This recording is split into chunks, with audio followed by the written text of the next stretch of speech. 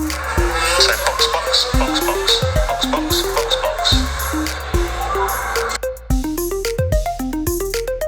Hi, my name is Rochelle and you're watching or listening to Box F1 Pod.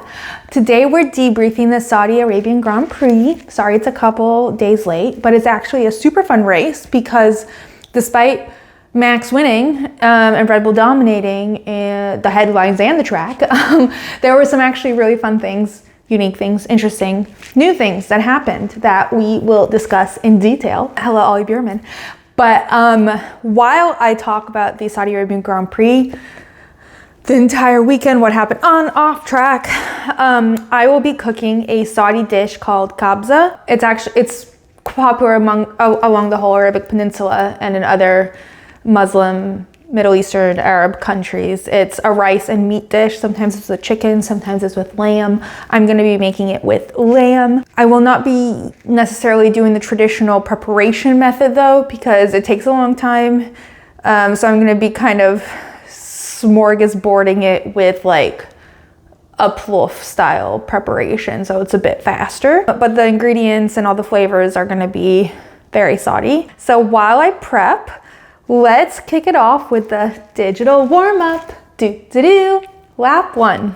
F1 news. So I may not be fully up to date on this, and I spent the least amount of time trying to understand this news, but the FIA president Mohammed bin Sulayem has been accused of interfering in the race results of the 2023 Saudi Arabian Grand Prix, where Fernando had a 5-second penalty and then was awarded another 10-second penalty, which would have pushed him down to 4th, but then the stews retracted the 10-second penalty, which post-race ended up giving him 3rd place.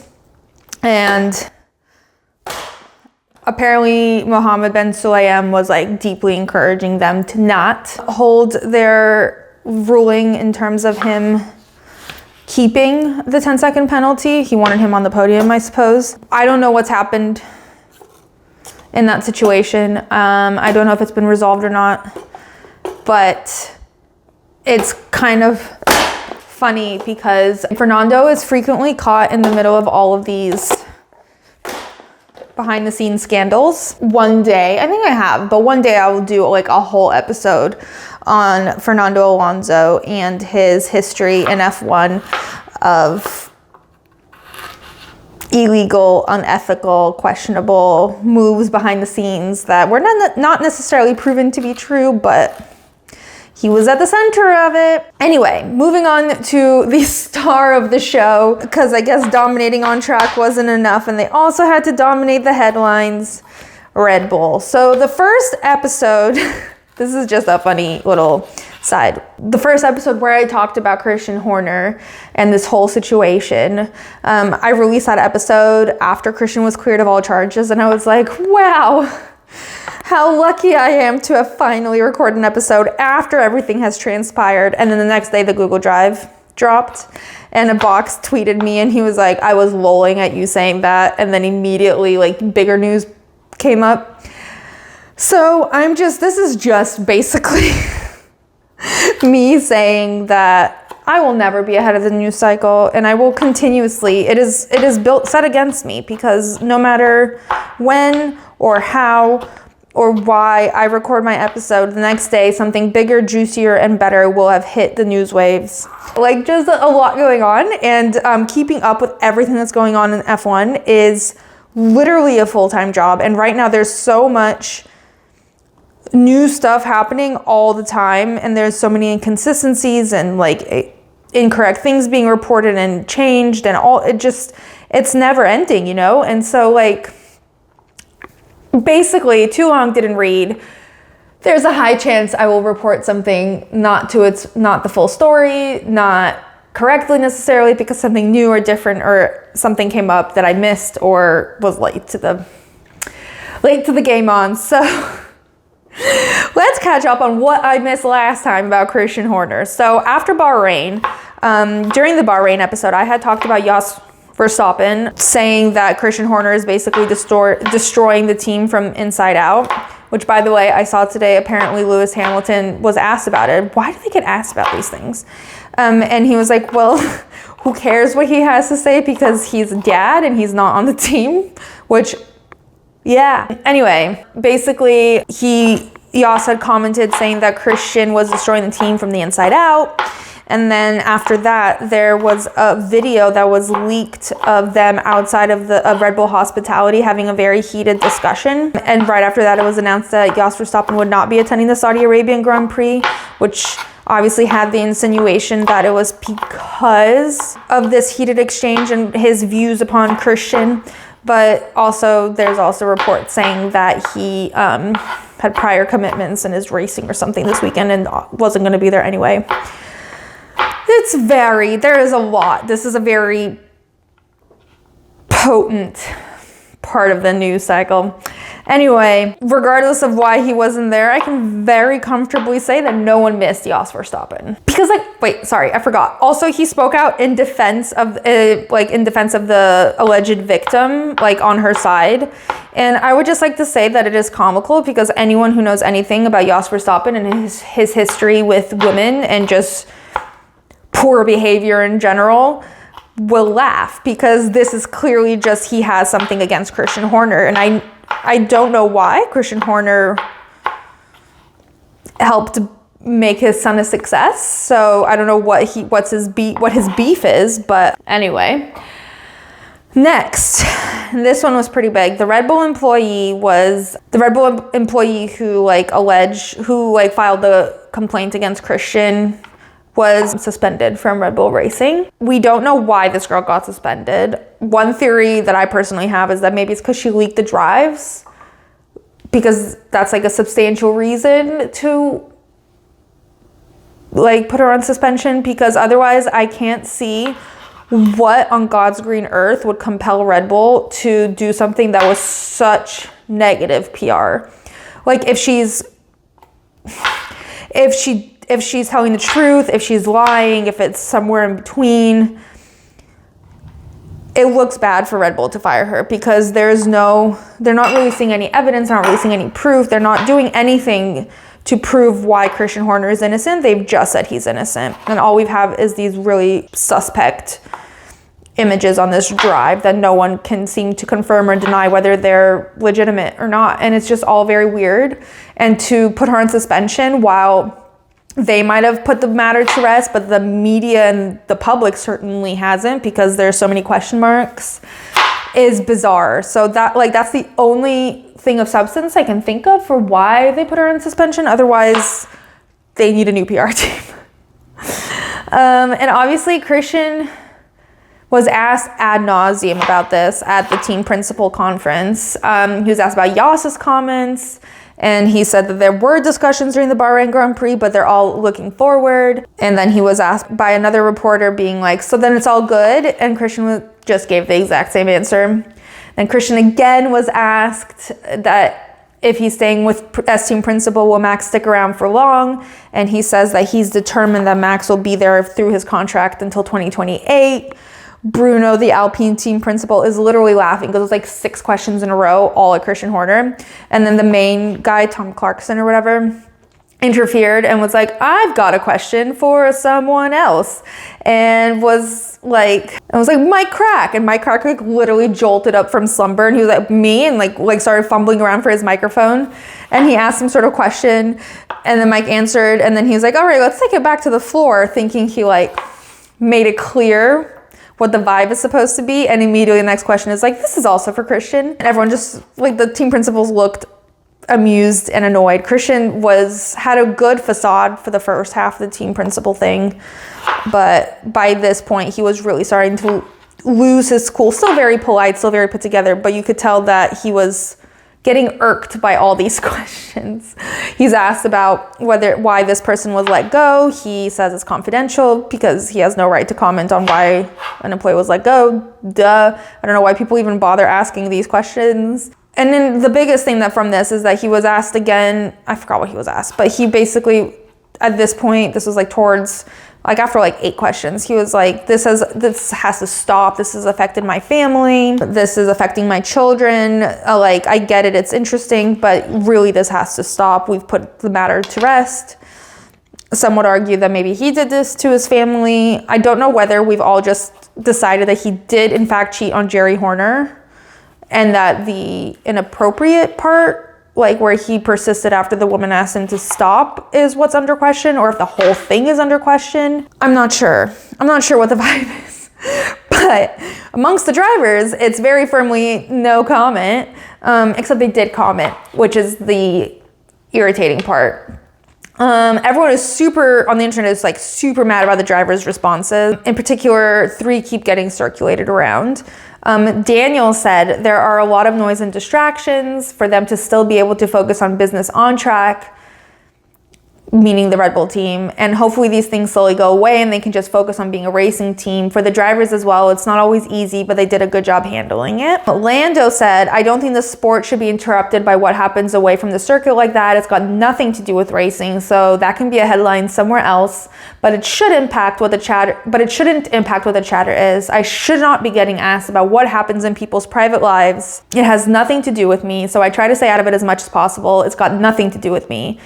It's not why I'm here. So yes, I guess it distracts and people want headlines and stuff, but it's got nothing to do with Formula One, and it's got nothing to do with my McLaren and myself, which is a good thing because it allows us to focus on what we want to do. But as a sport, it shouldn't be something that happens either. And then Lewis said, this is a really important time for the sport to show and stick to its values, hold ourselves accountable for our actions, and it's a really pivotal moment for the sport in terms of what we project in the world and how it's handled. And it's not being handled very well to this point. I just want to say that before I discuss this, I'm trying to discuss this as objectively as possible, and I'm still trying to form my own opinions.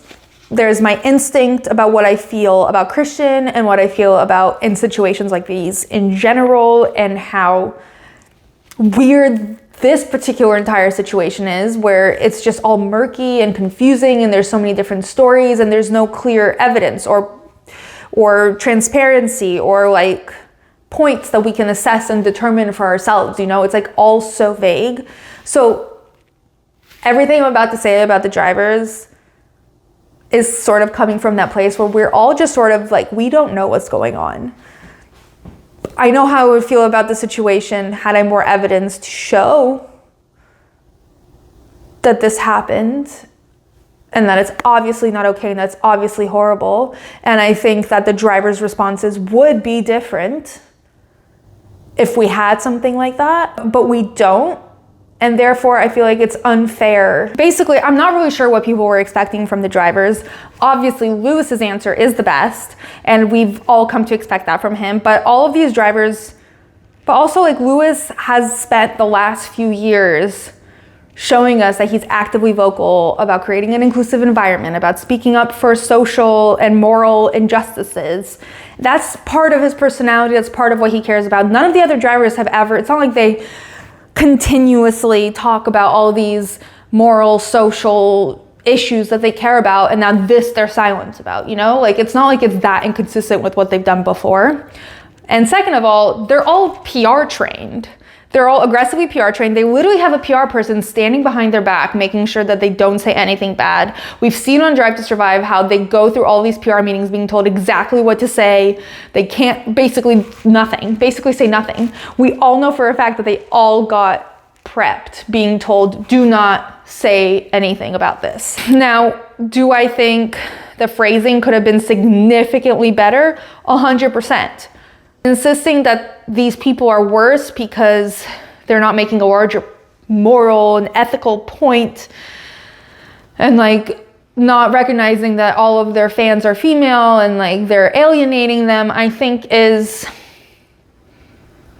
expecting something from them that you shouldn't be expecting from them. That's not their purpose on this planet. Politicians, sure, there are definitely situations where celebrities should speak out about their opinions on things. Public figures should speak out on their opinion on things. A situation in another team that has not been proven or disproven and is so murky that all of us don't even know what to think or what is happening or what to do. I don't know. Team principals, on the other hand, are a different story. They definitely have more freedom. They're certainly PR trained as well, but they definitely have more freedom. Zak did a whole thing where he was like, we need transparency. We have a lot of questions. Basically saying things that people were expecting like Lando and Daniel to say. But like, I just want to clarify, Zak Brown doesn't care about women more than Lando and Daniel. He just dislikes Christian Horner more than Lando and Daniel. That's where that's coming from. So like, yeah, we want our drivers to say these things, but like, just to say it? Zak Brown doesn't mean it. Jos Verstappen doesn't really mean it. Like, I'm not saying Zak is a bad person. I'm certainly not putting him in the category of Jos Verstappen. But like, he has an ulterior motive. Sorry, I know everyone is super annoyed and it's like really cracking down and we're all supposed to be like, I hate Daniel, I hate Lando, no longer a fan. Well, how could they say this? I expected more, but I didn't expect more, and I think that's the thing. I didn't expect anything else from them. This is exactly what I expected. The media shouldn't even be asking that. All right, moving on to other controversial figures in the F1 paddock. Last week, it was leaked that Dr. Helmut Marko was also under investigation and was facing potential suspension at any moment due to potential like connections to the leaking of the Christian Horner drive, which I find hilarious because I'm just imagining like Dr. Helmut Marko obviously not even knowing what a Google Drive is, and he's sitting like in this oak paneled office that's like super dark, and he is like petting a cat, and he's like picks up the phone and like issues a kill, but it's just like releasing a drive. That's what I'm imagining in my head. But a couple of days ago, he said that he spoke to the company's managing director and he will not in fact be suspended at all. The way things are run at Red Bull are certainly interesting, but I think what's most interesting about this entire situation is about like specifically the Helmut Marko saga is how vehemently Max Verstappen came out in support of him. He said, Helmut and I in general have a lot of respect for each other. My loyalty in general to Red Bull, but also to him, after all he has done for me, goes very far. And I've always said, especially after Dietrich's passing, with everyone in the team, that's important that we keep the key team together, because I think that's how we performed really well, and I think that's how we will perform really well in the future. They know that, and that's why for me, Helmut is a really key factor in that, and that's why I also think he has to stay for me, for sure. He's then asked that in the previous day, he had said that if things were to get really crazy at Red Bull, he would leave. And then he was asked if Helmut leaving constitutes something really crazy for Max. And he said, that would be quite the understatement if that happens. That is crazy. But let's see what happens. I don't know. I know Helmut is a really key figure in many drivers' careers. And I know that the reason people keep him around and tolerate him despite all of the weird things he says is because he's genuinely a one of a kind like talent scout for these people. Like, he knows how to spot talent a mile away. Apparently Helmut like really fought for Max, and Christian was unsure about signing someone so young, and he was like, no, we must, and look at him now. And so I totally understand that Max's family and Max specifically feel like really indebted to him. And also the possibility of releasing this drive is probably not the worst thing Helmut has ever done. He's done worse. But I do wonder if Max considers Christian a key part of the team. I was always under the impression they had a really good relationship, but I haven't heard him speak out for him in the same way as Helmut Marko. And perhaps that is because it's easier to defend Helmut Marko in this particular situation than it is to defend Christian, because that's still so murky. And that's probably why he hasn't outwardly said anything. Who knows? We're still not done with Red Bull, if you can believe it. So I have no idea where these rumors came from, but apparently Max might be going to Mercedes. I think pigs would fly before Max ever went to Mercedes. They're just like, I think Haas is going to win this year's World Drivers' Championship before like Max even considers moving to Mercedes. Like, I just don't see how that would go. They clash in personalities and style and everything. I just cannot fathom him at Mercedes. When he was asked about it, he said, well, the thing is, no one would have ever seen Lewis moving to Ferrari. Why is he fucking with us? Like, he thinks it's really funny. I also think it's hilarious that Toto is fanning the flames by saying that he would be really happy to have Max on board. Like, chill out, Toto. I know your world's been turned upside down with Lewis leaving and you not winning and all of that stuff, but like, no one believes that. But I also I don't know how much influence Jos has on Max, and I don't know if Max winning, I assume Max winning trumps Jos's dislike of Christian, but I just can't fathom a situation. I can't imagine him hating Christian enough to even consider telling Max to leave the best car on the grid. Like, I can't see it. It's stupid. All right, moving on from Red Bull, finally, there's been also some drama over at Alpine.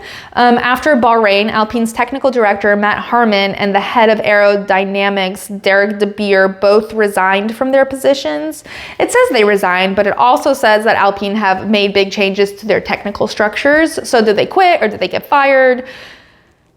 Regardless, Alpine has lost a bunch of people and it's sus. Like they did terribly in one race, I guess 19th and 20th or 17th and 18th is really bad. It's not just bad, but I saw a hilarious meme that was like Esteban and Pierre showing up in Jeddah realizing they're the only employees left. And it's just these two guys being like, looking around like this. And one of the comments was like, they'll have to change their own tires. And I thought it was really funny. Anyway, there are a couple of other rumors swirling. People are starting to talk about Logan's future. It's already being questioned. James was asked if it's important for Logan to show success early on, and he said yes, it's important for Logan to perform, but not necessarily early on. He wants to see him continue building on what he learned last year. And it's also hard to expect Logan to perform when in the first race of the year, his wheel just started acting of its own accord. So that's not really Logan's fault. Also, I thought it was really funny, but the interviewer asked James how hard it is to replace a steering wheel. And James is like, well, you just snap it in, but electrically. Engineering bands, so good. Also, apparently Fernando's future is up for debate. I think his contract expires at the end of this year. Mike Crack has said that Fernando is not the type of guy to just participate in Formula One. He needs to decide that he can still be up at front. And once he makes that decision, then they will do everything they can to keep Fernando at Aston Martin. All right, before we move on to lap 2, I'm going to switch positions and start a cooking. Okay, moving on. I'm gonna start browning the meat a little bit while I move on to lap 2, March 8th.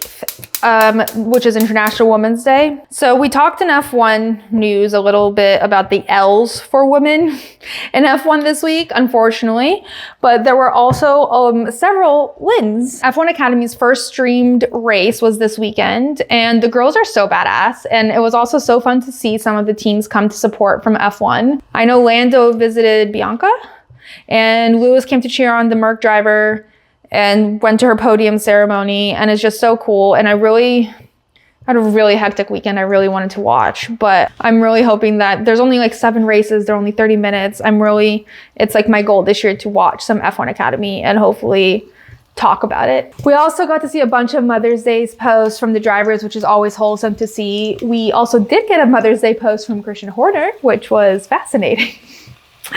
Sorry, before I continue, if you're listening to this, I've like adjusted my audio and changed my mic to make sure that the cooking sounds don't interfere with me talking, but I understand that it might anyway. So if this is bad, let me know and I'll keep adjusting and tweaking so that I can keep cooking while I talk, but I obviously don't want to make the experience bad for you. So if it's not good, let me know so I can work on it. All right, lap 3, Carlos. This is literally my favorite lap of the entire day. This is my favorite thing we're gonna talk about. But basically, we're gonna start with a full breakdown of Carlos's weekend in Jeddah. We're gonna kick things off with a very funny video of him and Charles, and the video is in the show notes if you wanna watch it, but it's basically them in the car after meeting some fans. And Carlos hands Charles a stuffed chili and is like, this was given to me by a fan and I am giving it to you so you can remember me in our post-teammate era. And Charles is literally that emoji with the welled up eyes and he's like, but it's just the start of the season. And Carlos is like, but I'm already emotional. It was very funny. Okay, so then we move on to FP1, FP2, which Carlos shows up to with a 39-degree fever. For Americans, that's 102 degrees. And he does FP1 and FP2 with a 39-degree fever. And later that day, I think it's the next morning actually, we find out that in fact, Carlos has appendicitis and will not be participating in the rest of the Jeddah GP weekend because he needs immediate surgery. Has anyone noticed that there's a pattern in F1 in terms of like ailments? Like last year we had Daniel and Lance both with like hand, wrist injuries. In 2022, Alex had appendicitis, and now Carlos has appendicitis. I'm just saying, it's only happened 2 times, but it's weird that it's happened twice, no? And then we proceeded to what I believe to be the most documented case of appendicitis in like social history. I was loving every moment that Carlos was on social, and there were a lot. Let's start with the first story announcing he wasn't feeling great, but he will try to recover before quali, which was him saying, very tough day as I'm still feeling far from okay. Looking forward to getting some rest and hopefully coming back stronger tomorrow. And then he did, we already knew that he had appendicitis, but he still managed to post for International Women's Day. He said he posted the 2 Ferrari girls for F1 Academy and said happy to see more women in the paddock inspiring the new generation of motorsport, with a heart, very cute. And then he posted after the surgery, underwent a smooth operation today and I'm feeling much better. Thank you for all your kind messages and to everyone that has looked after me these days here in Saudi, especially at the King Fahad Armed Forces Hospital. Sorry, for a second I thought King Fahad was taking care of him. Great quality from Ollie Bearman on his hasty debut, not easy at all, and from Lord Percival, aka Charles Leclerc. Good luck for tomorrow, Scuderia Ferrari. Bro is like really sucking up to the team that fired him. I'm just saying. I don't know if he's trying to show he's a good sport to any potential future teams, but that is quite a bit of sucking up he's doing. Also, after the surgery, he posted on his grid a picture with his dad recreating his father's appendix surgery like years ago and captioned it signs 2 appendicitis 0. And it's him in bed and his dad like on the phone looking distressed. And then the next slide is his father in bed and his grandfather looking super distressed on the phone. Obviously different kinds of phones. I really enjoyed it, and I think everyone else did too. I was also obsessed with all the support and comments we got from F1 drivers when both Lando and Charles posted stories about him. When F1 announced it on their Instagram, Alex commented on the post something like, good luck, Carlos. Let me know if you need a surgeon recommendation. And then there were the comments on the dad post, and there were many. Will Buxton commented, Natalie Pinkman commented, Aston Martin commented, Zak Brown commented saying they're going to play golf soon.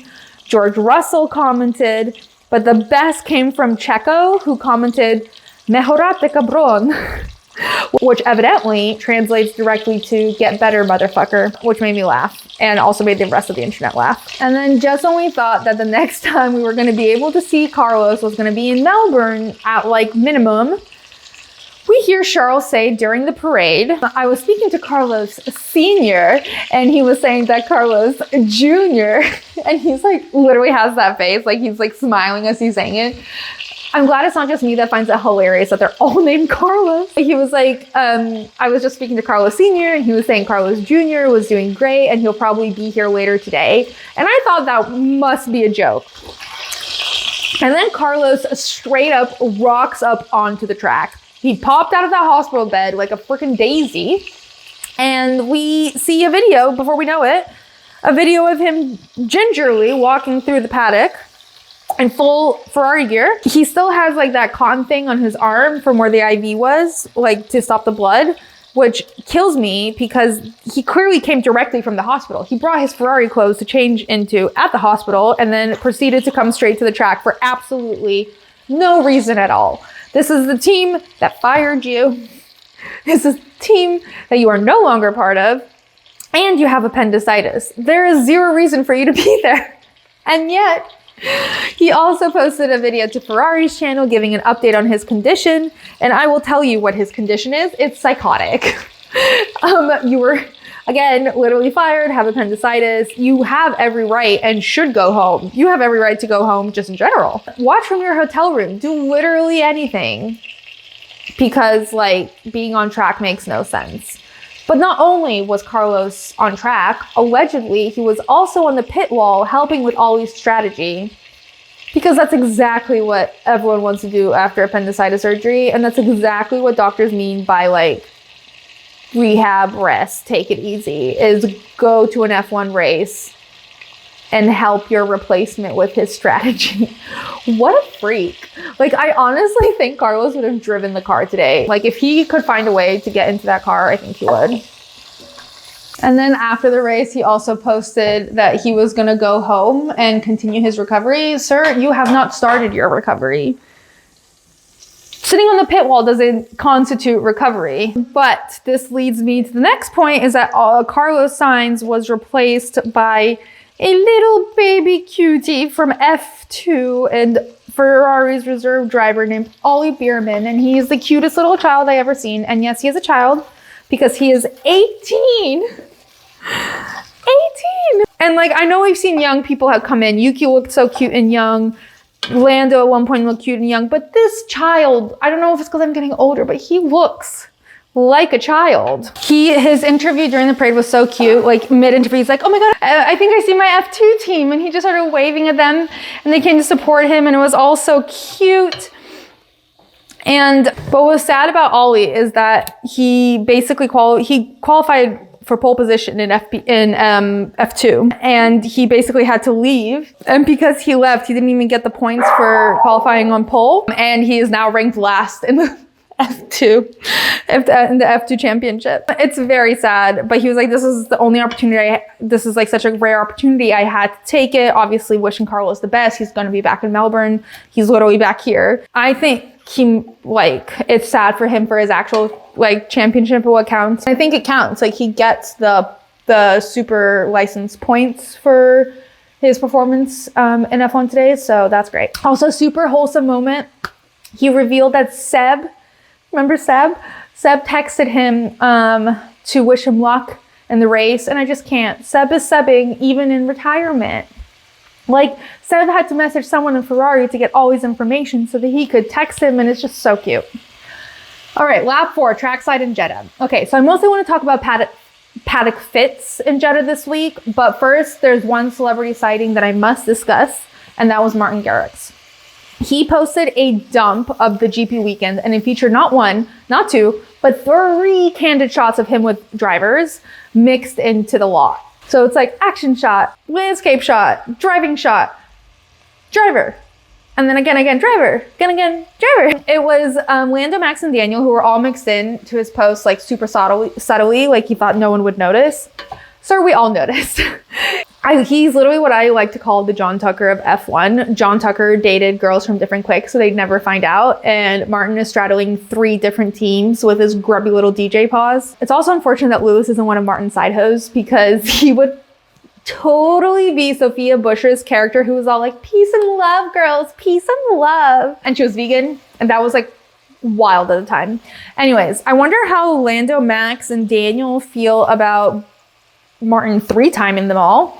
And like, what would their revenge plan? Like, if we were to recreate John Tucker Must Die on the track, what would their revenge plan be? Like, steal his DJ equipment? How would they work together to take Martin Garrix down? Don't know. All right, let's move on to paddock fits. Starting with poor Ginger Spice, she's continuing her theme of white outfits, which this is a PR move, right? Like, this is some sort of PR move. The white is supposed to signify something, to make us feel something. Anyways, not entirely sure what her fit is supposed to make me feel, but other than it's bad. Last week it was white, but like super profesh, like channeling Posh Spice, Victoria Beckham line. I have a corporate meeting in an hour type thing. And this week was more of like a single bun Princess Leia situation. Not her best. It was a very bizarre outfit. Zhou Guanyu wore a Dior top that looks like a cross between like a scrub top and like a kimono top. And actually it looks like Lewis wore the same top last year during the Hungarian, I can't remember which Grand Prix. Zhou matched his top to black cargo pants though, like really baggy cargo pants. Whereas at the time, Lewis seemed to be wearing the matching pants. Both great outfits, but again, showcases that one little thing that irks me about Lewis, and it brings me to his outfit, which was also incredible. He wore this like head to toe Gucci look, which I like to call Dune business casual. It looked sort of deserty, but it was blazer. You have to see it to understand what I'm saying. But this look was styled. He has a stylist that picked this out for him. But like the Instagram account that I follow to see what Lewis wears posted the runway shot, and he's literally dressed exactly like the runway model from head to toe. And I feel like a stylist's job is just not just to pick what the person will look good in, but to make the rest of the outfit interesting. Like, look at Zendaya. She wears incredible fits that were picked off of the runway or like vintage finds, but like he makes the whole outfit interesting. He doesn't just like copy paste, you know? And this is again at Lewis's stylist, not at Lewis himself, because the stylist has such a great model to work with. He's got like the Zendaya of F1. That might be a bit much, but he's got it. He looks good in everything he wears. I just want his outfits to be slightly more interesting. Max showed up in non-Red Bull gear, which is like, I love to imagine the situation where he went to put on Red Bull gear and someone in his life was like, you know, it'd be hilarious is if he, for the first time ever, didn't wear Red Bull gear and everyone will be like, why isn't he wearing Red Bull gear? Is he going to Mercedes? And Max would be like, oh yeah, that sounds funny. Carlos, I would like to point out, posted a picture of him after his surgery, about to leave the hospital, wearing regular clothes with sweatpants and a t-shirt, and literally minutes later showed up at the paddock in full Ferrari gear, and I just think that's wild. Not a fashion moment, just wild. Charles wore, I don't even know how to explain this. The best way I can describe it is like Kevin Federline meets Minnie Mouse. Like, he's very lucky. He's pretty. It's like this really baggy t-shirt that says Star Child on it, like a black t-shirt, and these light wash jeans with like heart patches on them. Why? Oh, his follow-up question, this picture, he's walking with an Alfa Romeo or with a Kick Sauber engineer person. Also why? Lots of whys. Anyway, that concludes the digital warm-up. On to the race run. Welcome to the mean streets of Jeddah, aka Red Bull's podium mecca. But the Saudi Arabian Grand Prix was still full of surprises, starting with Carlos Sainz getting appendicitis. In case you missed it, don't fret at all. Carlos basically documented the whole journey from FP1 to pit wall. Because despite getting surgery on a Friday, where was Carlos Sainz on race day? Straight from the hospital, he went to watch the race from the track. I believe, dear Carlos, that's not what your doctor meant by rest and relax.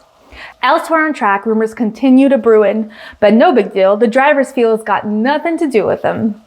Anyways, please welcome to the stage Lil Ollie, who's subbing for Carlos, starting with quali.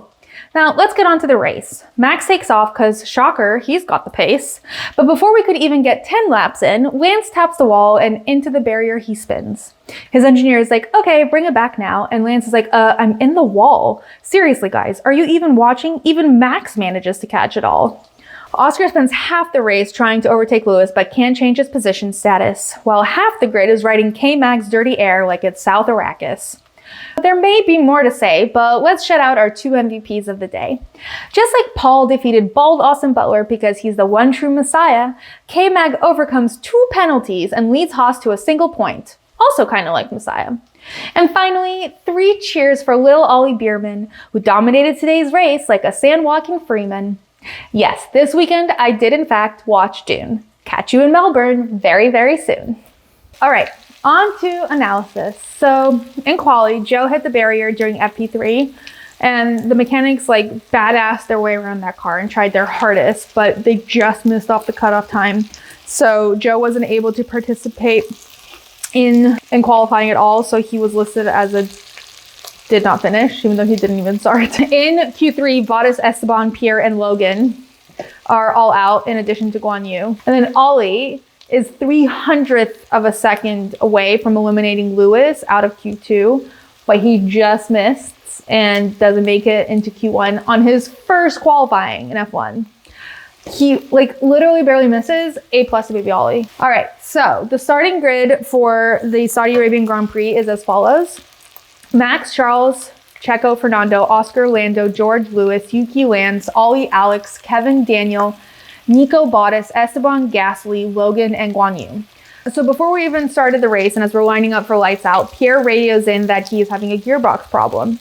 Now, I'm not going to pretend to understand that I know anything what the commentators were saying next, but they said a lot of super bizarre things.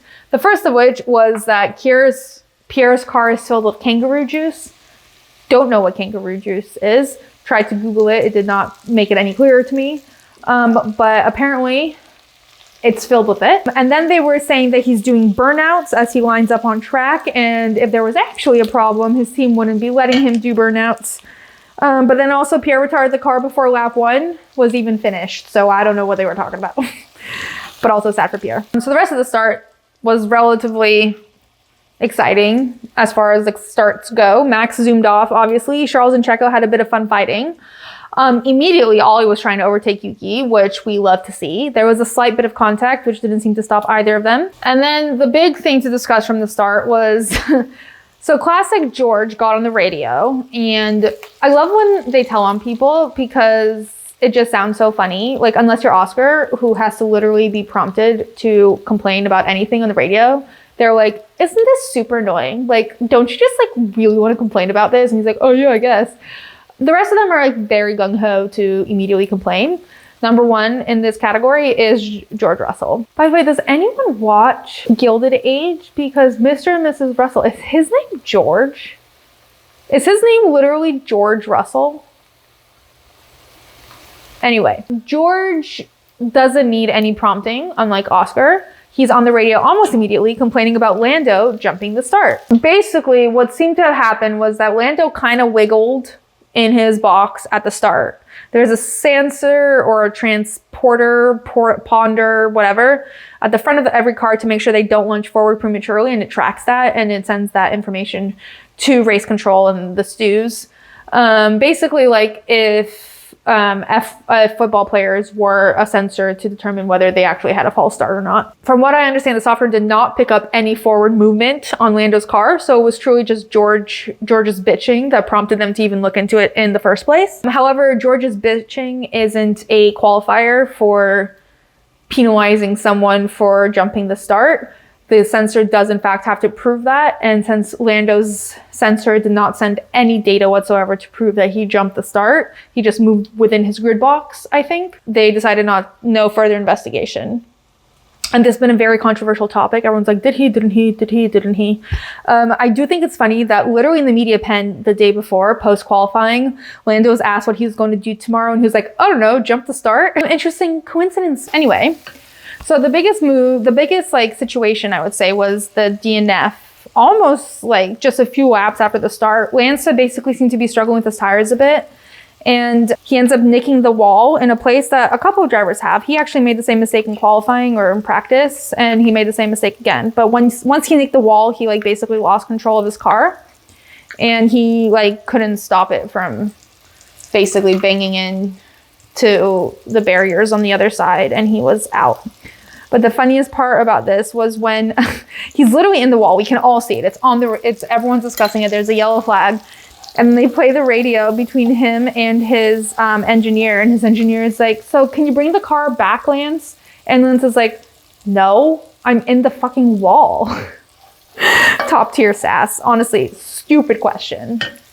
All right, so this obviously issued a yellow flag, which also basically race control had half a lap to decide whether it was going to be like a red flag or just a yellow flag or a safety car, like basically what they needed to clean up the track because Max was approaching, and once Max approached, they just needed a decision. So they issued a safety car. I don't know why it took them so long to figure it out. There was literally car parts in the middle of the track. Don't know what they were thinking about.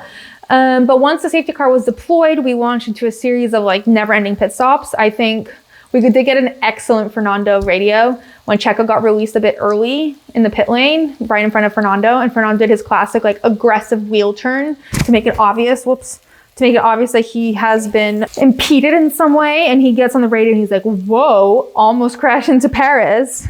To be fair, Perez got a penalty for it and he was released unsafely. But I just love Fernando's like acting around it.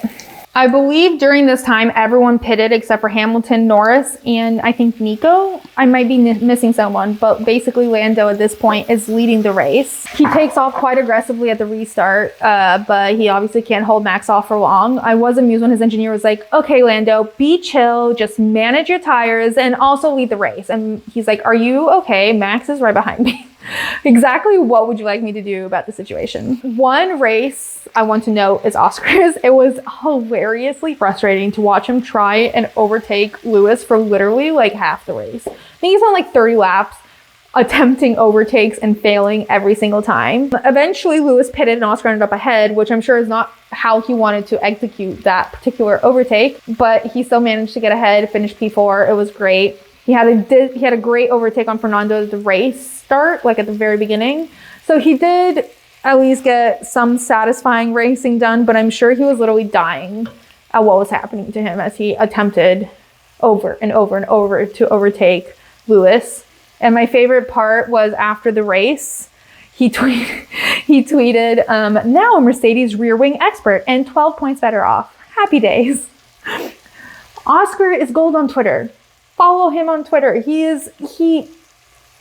I've never seen a personality shine through on Twitter as much as I see his. It's crazy. Okay, moving on to Kevin Magnussen, because I honestly think he was the most entertaining part of today's race, because like, lol, what the hell was happening with him? I do not know. I think Kevin's villain era has been activated, but I'm not even sure this can be qualified as like a legit villain era, because it was just so comical to the point where even everyone that was fucked over by his behavior today was like, yeah, that was pretty ballsy driving, 10 out of 10. Also absolutely dying that Alex straight up went up to Nico and said you have to give 50% of your bonus money for scoring the single point to Kevin because you wouldn't have otherwise. And I'm also absolutely giggling at the fact that Jack Doohan literally repeated word for word, that's Nico. And Nico looked very irked that he has been told this several times by these random people. But yeah, basically Kevin Magnussen caused like the longest, most frustrating DNS train in history. For like half the race, he was holding up the grid from attacking Nico, which resulted in Nico placing 10th, scoring a point for Haas, and hence the sharing your rewards with Kevin comment. In the process of this, Kevin earned himself 2 10-second penalties. The first was for causing a collision with Alex towards the start of the race. Alex's radio made me laugh though, because literally it was so obvious what happened. And Alex was like, I think you should report that in a much less tattly way than George. It was just sort of matter of fact, like, I don't think that was right. And then there was Yuki. Kevin overtook Yuki by literally going like a full car width over the white line. Like all 4 wheels were off the track. To gain track advantage. So he got 10-second penalty for that. Basically, the rest of the race, he was like, wee, try to get past me. And that was basically his strategy. And I think Haas might start employing this strategy more. All right. And finally, I want to talk about Ollie Bearman, who just had the most incredible weekend possible for anyone in his position. And also the best possible weekend for 13 people behind him. He found out he was going to race and was immediately shoved into FP3, and that was his only experience in an F1 car before qualifying, and then immediately the race. I did enjoy his description about the difference between F2 and F1. He said that in F2 you drive to the limit of the car, and in F1 you drive to the limit of the driver, which I thought was really interesting and like telling about how physically draining F1 is to like the average person, particularly people not trained in this. It's draining to an F1 driver, but it's even more draining to someone who literally had 2 seconds warning that he would be doing this. Speaking of that though, like I really wanted to see Ollie get out of his car at the end. And when we did, because like I remember when Nick drove for the first time to fill in for Alex during his appendicitis, and he like literally needed to be like pulled out of the car. It was that difficult for him to get out. And then, but then I saw Ollie after the race, and he like popped out of that car like a daisy. I wonder if it was just Nick, because I remember last year Liam didn't need help either. Like it was tiring, but he also didn't need help getting out. Maybe it's Ollie is more in shape than Nick, because Nick was just a reserve driver and wasn't actually driving an F2. I know. Anyways, I also love getting to know the drivers' personalities via the radio. George Russell, I feel like we get a very good peek into his personality over the radio. But what I love about all these radio moments is like when he got stuck in behind Kevin's DRS train, I was like, these guys are so slow. And Twitter was like, aw, how cute, Ollie's first experience with a Haas. I also loved at the end when his engineer was like, awesome job, great drive. And Ollie immediately launched into a debrief about everything that went wrong and how he could have done better. And I just thought that was so Ferrari coded. Like that is exactly the kind of end of race radio that either Carlos or Charles would have given if they had finished P7. I loved it. Speaking of being critical, he was told he had more points in F1 than half the grid, and he was like, but I have 0 points in F2. And I felt that. Like, who wants these points when they don't actually mean anything? You don't have a seat here, they don't transfer over. It's just kind of annoying, you know? Like, it's great, it's awesome. It sets him up for a very successful career in F1, hopefully, but it's just kind of annoying. Anyways, I really hope we get to see him here soon. I did think it was kind of weird because after the race, they were talking about where he would go on Sky, and one of them was like, oh, probably a Haas. And here I was thinking that he was taking the Mercedes spare seat. So clearly I should not be involved in any driver hirings because I would do terribly. I had Big's very different opinion on where he was going to go. Like, also Liam Lawson deserves a spot, and I'm sure there's many other F2 drivers that I don't know about that deserve a spot, and soon F1 Academy that deserve a spot. Like, you know, like, I'm just like, there's only 20 spots and it's very upsetting. Also, before I forget, I don't remember if I mentioned this earlier, but according to Ollie, Carlos gave him some tips before the race about exit strategy and how to use the wheel and stuff. And then Ollie said Carlos also told him he'd be on the pit wall helping him with strategy. And apparently he actually was. I haven't seen pictures. I haven't found any evidence. Other than that, that's a very Carlos thing to do, to be strategizing Ferrari's strategy, even like in the hospital. But I think it's very cute. I 1,000,000% he's going to be a team principal one day. I just know it. Moving on to post-race. You know the Spider-Man meme of like them all pointing at each other? That's what I imagine when I look at the 3 Carloses. It was basically Carlos Sainz Jr., Carlos Sainz Sr., and Carlos the cousin, aka Kako, all standing together, like hugging or shaking hands or whatever. And I just couldn't help but see that Spider-Man meme. Alternatively, that scene in My Big Fat Greek Wedding when the like white parents come to meet the whole Greek family, and her dad is like, meet our family. This is Nick, this is Nick, this is Nico, this is Nikki, this is Nick, Nico, and Nikki.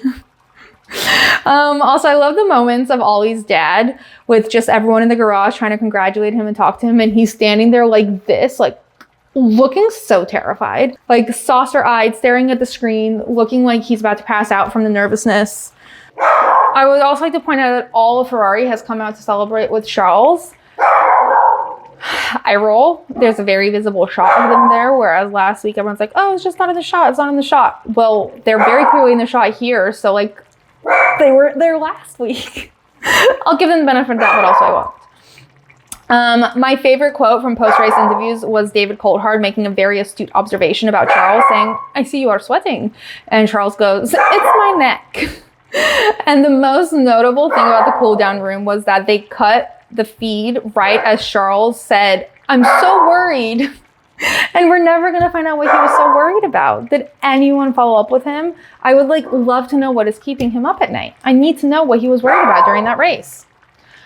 All right, driver of the day was Ollie Bearman for getting P7 in his debut F1 race as a reserve driver with like 24 hours notice. He drove spectacularly. He's got the making of an F1 driver, a Ferrari driver specifically, given how when he was congratulated, he launched into a debrief mode that was like exponentially negative before adding, oh yeah, and thanks everyone or something. And I thought it was so funny because the commentators were like, well, of course it's Ollie. Who else would it be? Like 2 laps earlier, they were saying, I think Kevin should be driver of the day. Anyway, love Ollie. He's a little baby. Everyone was cheering so hard for him. We always get so overexcited, but like I really see potential here, and I hope we see him back soon. And the dick in the box was without a doubt Kevin Magnussen, who decidedly entered his villain era. But I would call him possibly more of an anti-hero, to be honest, or like an anti-dick in the box, because the way he fully earned every 10-second penalty, like he deserved them both.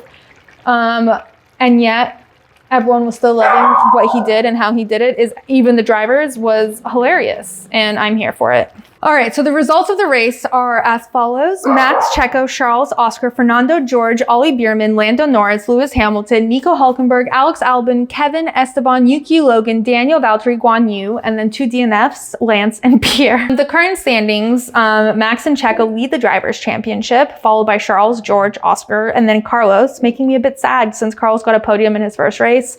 But since he didn't compete today, he dropped so low down, but obviously it's the second race. all is still to play for. And if we pretend Red Bull doesn't exist, Charles is technically leading the World Drivers' Championship. So woohoo! And in the Constructors' Championship, Red Bull leads with 38 points, followed by Ferrari and then McLaren. So that's it for the Saudi Arabian Grand Prix. I was hoping to show you the finished dish, but as you saw, we are far from finished, but I will make sure to add on some clips of the final product once it has finished cooking. Next up is the Australian Grand Prix in 2 weeks' time. In the meantime, make sure you subscribe, share with any potential boxes, DM me or email with any questions or topic suggestions or just to chat about all things F1. And make sure to follow at BoxBoxF1Pod on social to keep up in between races. See you soon. Box.